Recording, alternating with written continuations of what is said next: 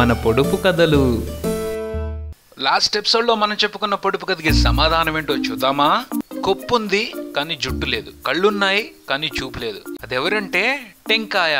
టెంకాయని చూసే ఉంటారు కదా, దానిపైన పీచు కొప్పులాగా ఉంటుంది, దాని కింద 3 కళ్ళు ఉంటాయి. అదనమాట కథ. ఇప్పుడు మరో పొడుపు కథలోకి వెళ్దాం. పైన చూస్తే పండు, పగల కొడితే బొచ్చు.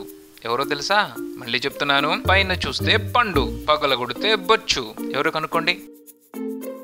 సమాధానం తెలిస్తే కామెంట్ బాక్స్ లో మీ ఆన్సర్ ని పోస్ట్ చేయండి, లేదా నెక్స్ట్ వీడియో కోసం వెయిట్ చేయండి.